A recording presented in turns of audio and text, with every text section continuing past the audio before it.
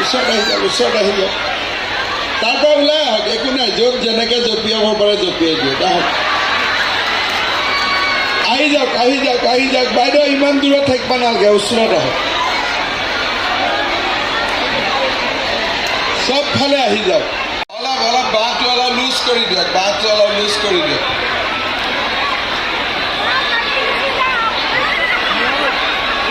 কৈ দিছোঁ ৰ'ব অলপ বাঁহটো অলপ লুজ কৰি খবৰ চব ভাল মোৰ লগত ক'ব ভাৰত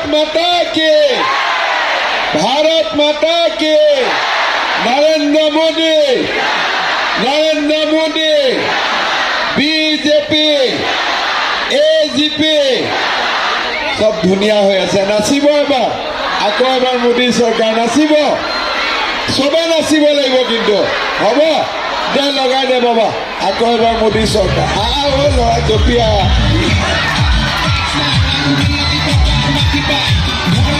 প্ৰথমৰ পৰা খুলিব নোৱাৰে ঘৰখন কেনেকৈ চলিব ঘৰখনটো চলিব নোৱাৰে আৰু মাটি বন্ধক আছিলে পইচা দিয়ক নহ'লে মাটি বিক্ৰী কৰি দিয়ক বেচেৰি ঘৈণীয়েকজনী এইটো একো নাজানে কি হ'ল কি নহ'ল এইবাৰ আমি কি ঠিক কৰিছোঁ যে প্ৰত্যেক পৰিয়ালক মুৰব্বীজনক চৰকাৰী খৰচত পাব্লিকে টকা দিব নালাগে প্ৰিমিয়াম চৰকাৰে দিব আমি প্ৰত্যেক পৰিয়ালৰ মুৰব্বীজনক স্বাস্থ্য বীমা আৰু জীৱন বীমা কৰি দিম যদি ভগৱানে নকৰক মানুহজনৰ বেমাৰ হয় মৃত্যুমুখত পৰে বীমাৰ টকা ঘৈণীয়েকগৰাকীয়ে লাভ কৰিব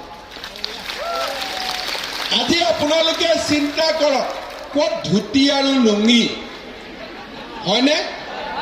ক'ত চৰকাৰী চাকৰি 2 লাখ টকা অৰুণোদয় চাৰ্ভাইকেল কেঞ্চাৰৰ প্ৰতিষেধক আমি কিমান দূৰ আজি আগুৱাই লৈ গৈ আছোঁ আমাৰ অসমখনত লাখপতি বাইদেউৰ ফৰ্ম কিমানে ফিল আপ কৰিছে চবে কৰিছে গাঁৱততো চবে কৰিছে টাউনত বা কিমানে কৰিছে ঠিক আছে হা ফৰ্ম নতুন কৰি আবাৰ হবে 1 মাস পৰে হবে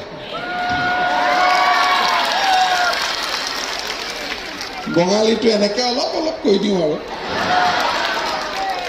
এতিয়া আমাৰ মহিলাসকলৰ কাৰণে মই কি চিন্তা কৰিছোঁ কোনবাই ফৰ্ম ফিল আপ কৰক নকৰক কৰিব সুবিধা পাব আমাৰ মহিলাসকলে ঘৰত থাকে যদি চৰকাৰে লাখপতি বাইদেউৰ আঁচনি 10,000 টকা আমি দিলোঁ 10 গৰাকী মহিলা লগ লাগি এটা সমিতি খুলিলোঁ এই খুটখুৰবিলাকৰ পৰা টকা ধাৰ ল'ব নালাগে সমিতিটোৰ প্ৰায় 2 টকা ধাৰ লওক আৰু বিপদত টকাটো ঘূৰাই দিয়ক বোলে হাজবেণ্ডৰ সৰু দোকান এখন আছে তাতে খটাই দিয়ক বোলে গাঁৱত একো কৰিব নোৱাৰো 50 ডাল চেগুন গছ লগাই দিওঁ 50 ডাল আগৰ গছ লগাই দিওঁ এই যে 10,000 টকা ভাল কৰি খৰচ কৰিলে মহিলাসকলক আমি আৰু 25,000 টকা তেওঁলোকৰ বেংক একাউণ্টত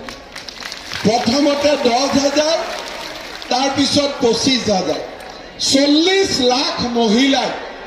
লাখপতি বাইদেউৰ ফৰ্ম ফিল আপ কৰিছে 40 লাখ আৰু 40 লাখ মহিলাক 10,000 কৈ দিবৰ কাৰণে মোক লাগিব 4,000 কোটি টকা কিন্তু মই পিছপৰা নাই আমি অসমখন পৰিৱৰ্তন কৰিবই লাগিব অৰুণোদয় হওক ছোৱালীক পঢ়ুৱা হওক ল'ৰা ছোৱালীক বিনা পইচাত এডমিশ্যন দিয়াই হওক 1.5 লাখ 2 লাখ চাকৰি 2-3 লাখ কৰ্মসংস্থাপন আজি আমাৰ অসমখনক আমি যেনেকৈ পাৰোঁ আজি আমি আগুৱাই লৈ যোৱাৰ কাৰণে চেষ্টা কৰিছোঁ তাৰ লগত অসম ইয়াতে আমি এখন BSc নাৰ্ছিং কলেজো লগতে কৰোঁ যাতে আমাৰ ছোৱালীবিলাকে ইয়াতে BSc নাৰ্ছিঙো পঢ়িব পাৰে তাৰমানে আমি অসমখন আগুৱাই যাব লাগিব এই ইলেকশ্যনত নৰেন্দ্ৰ মোদী ডাঙৰীয়াক আপোনালোকে ভোট দিয়ক মোদী ডাঙৰীয়াৰ বিষয়ে আপোনালোক সকলোৱে জানে। তেওঁ ২৭ বাৰ অসমকে ভাৰত মাতা কে Narendra Modi BJP AGP BJP